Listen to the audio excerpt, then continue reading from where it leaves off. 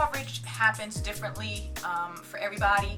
It depends on how much sebum you produced, how fast you produce sebum. It depends on how long your hair is. It depends on the consistency of your sebum. If you have more waxy or thick sebum, it's going to take longer to travel down your strands. If you have a more oily sebum, it may distribute down your hair quicker. During this time of getting full coverage and you're consistently rinsing frequently, you may run into what is known as sebum buildup, or especially if you have hard water buildup, sebum buildup, where your hair is going to look, at the roots especially, your hair is going to look white or gray. It's going to be, it's going to have sebum buildup on it. That needs to be removed. So you're going to have to experiment with something that will be able to remove the buildup, but that won't remove or completely strip your sebum, and then you'll have to like start all over again. Also, I've seen some people decide to start this method with loose hair. I would kind of advise against that, only because your hair is unprotected with nothing on it. Your hair is also unprotected when it's loose.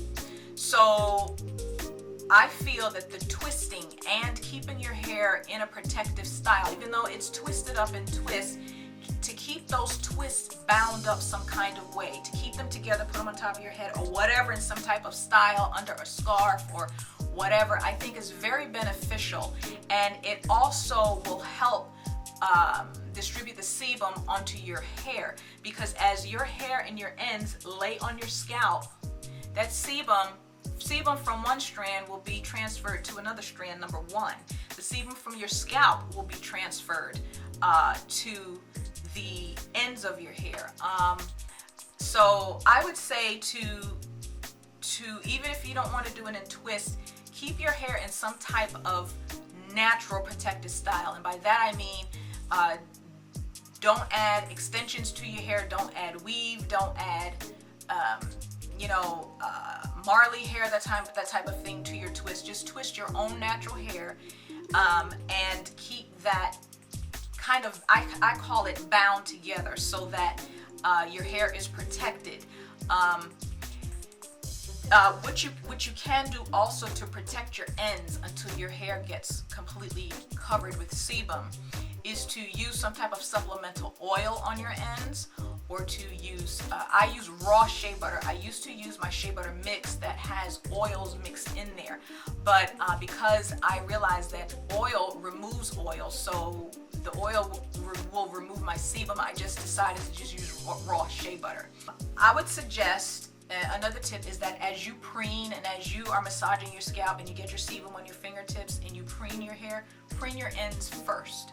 Preen your ends first. I think that's major for keeping your ends protected, because there have been those who have tried this method and their hair had started to break because it was taking a while for their sebum to get down their ends and to get down their strands to their ends. And I don't remember if they use any supplemental oil or not, but they experienced breaking. One other tip is, when you do rinse, what I have found helps me majorly is if I rinse in an inverted position. So as the water is hitting my head, I turn my head upside down and my twists are here, and I take it, move that sebum from my scalp down my strands.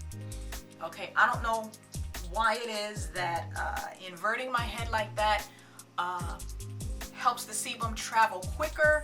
I don't know what it is. All I know is that it works. It works for me. So that's another tip that I have for you. So these are the steps that you would go through. These are some of the tips I have for you.